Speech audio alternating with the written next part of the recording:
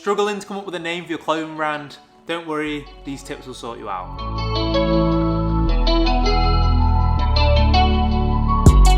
A good name is one of the most important parts on starting a clothing brand. Your name represents your whole brand and should be something which is easy to pronounce. Most good names are usually a single or double word and have around 1 to 2 syllables. A few good examples are Supreme, Palace, Represent, Nike, Dior, Tommy Hilfiger, Hugo Boss, and many more. So today I'm going to be giving you 5 easy tips on how to come up with a name for your clothing brand. I use these for both of my 2 clothing brands, the same structure, and it worked for both of them. So let's jump into it.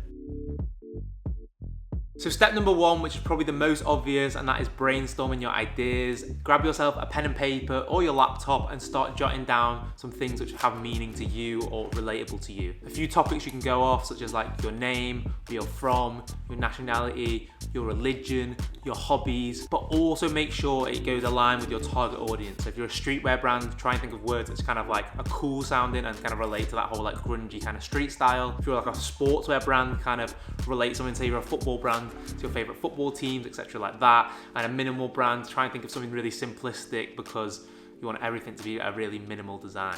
You should now have a full list of words and go onto Google on websites such as like thesauruses and synonyms. You'll start discovering loads of different words and one of these words could appeal to your brand name. Also during this process, make sure not to rush. Like there's no race to find your name. It doesn't have to happen in one day. It could take a week, it could take 2 weeks. And it's honestly so rewarding when you find the perfect name for your brand. Also, if some of you are still struggling for some inspiration, just grab a book and start skimming through and finding cool words, or head over to like Spotify and look at song names and album covers. There's some really cool and obscure words. And the last resort is just to use a random word generator. Next, start filtering through all the words you've jotted down and highlight your favorites. Don't be afraid if it's not a real word in the dictionary. Lots of huge brands don't use real words. For example, Adidas. The owner is called Adolf Dassler. He joined the name together to create Adidas. It's also extremely hard to think of a single word brand name that's in the dictionary because a lot of these have already been taken. So try to think of like a double word. For example, like Off-White, Gallery Department, Cold Laundry, Unfinished Legacy, and then my brand Episodes Project. In the description below, I'll add a load of cool words you can add to the first word to make it a double-barreled name. For example, like project, studios, clothing, apparel, apartment. There's so many second words which you can conjoin to make a cool brand name. And the final point is to make sure your brand name has longevity. For example, you don't want it to be 5 years in, your brand's doing really well and you want to change the name because you have to do a full rebrand. An example of a mistake is my first clothing brand. I called it Ultra Pleats, where I sold pleated trousers. The only problem with this name is it was too niche. Like I wanted to expand into making clothing like hoodies, t-shirts, etc. But I was kind of restrained to just pleated products because pleats was in my name. So I kind of destroyed the growth of my brand. So make sure to think of that when you're starting your brand and make sure it's got longevity so you won't have to change your name in the future. So number 2 is story. This is just as important as your name. It provides the full explanation on how you came up with your brand name and it gives it meaning and substance for your company. In the late 2000s, Lev Tanju, the creator of Palace, and a few other London skateboarders all lived in a flat in Waterloo. Their flat was located near the iconic South Bank skate park, which is also referred to as the Palace.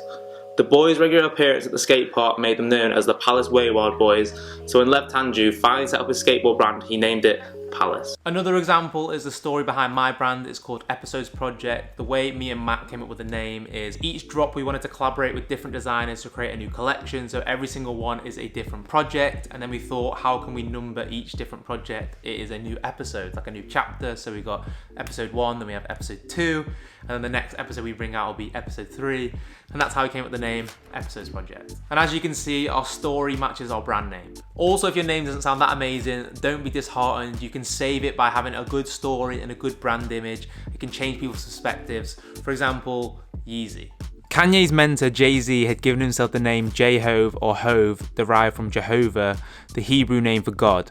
Jay-Z wanted to instate himself as the god of rap by choosing this nickname. After Kanye became Jay-Z's pupil and he felt he'd reached similar level to that of Jay-Z, he chose the name Yeezus, which is derived from the name Jesus, the son of God, and the last 2 letters of Kanye's name. By choosing this nickname, Kanye wanted to instate himself as a high level of god of rap whilst paying tribute to his mentor. So it's the story of the name which makes the brand Yeezy sound cool. So step number 3, it is doing a background check. Honestly, the most frustrating thing is you think you've come up with the perfect name and then you check online and it's already been taken. It happened to me, it happens to everyone, so don't be disheartened by this, but make sure to do your background research. First of all, you want to check for the domains. GoDaddy is a place you can search for your website domain. As you can see, Episodes Project has already been taken. They do provide alternatives, but it's always best to find a domain name with .com at the end. Also, make sure to check social media, so Instagram, TikTok, Twitter, YouTube, and find out if anyone has took your name. It's honestly so important to make sure no one has the same name as you on social media, because that is the main way you're going to drive organic traffic. Everyone's going to be searching on Instagram, for example, Episodes Project. If that was already taken, we wouldn't appear at the top of the search bar. And finally, if someone has taken your brand name, think of a way how you can alter your brand name to kind of change it so that no one's got it. For example, as I mentioned in point number 1, it is adding a second word. So studios, apparel, department, clothing. Mix up your brand name and make sure that no one has the exact same thing. So step number 4, and that is a t-shirt mock-up. This is so important. You've got to make sure that your brand name looks good printed on a t-shirt. For example, loads of the famous brands, we have like the Supreme box logo, we have Represent t-shirts, and also my brand, as you can see right here, Episodes printed on a t-shirt, looks super clean. Honestly, the worst thing would be if your name didn't look good on a t-shirt. If you're not gonna wear it personally yourself, then why would anyone else buy it? And if you're wondering how to make a t-shirt mock-up, there's so many tutorials on YouTube. I'll leave some in the description box below, but you wanna use services such as like Photoshop or Canva.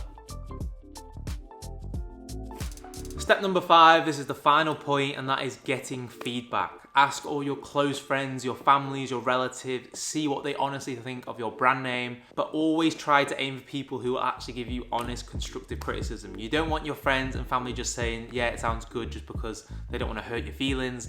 That is the worst situation, because then you'll end up making the clothing which they won't even support you because they don't like the name. So try and find people who will be honest with you and give you constructive criticism. And if you don't think you have people who can do that, then just go do some surveys, ask people online. Like, you can speak to anyone on the internet nowadays, or even go out in public and ask people your different brand name ideas and see what they think, and then you can come to a tally of which is your favorite brand name. Overall, I hope this video gave some valuable insights and inspiration on how you can think of your clothing brand name.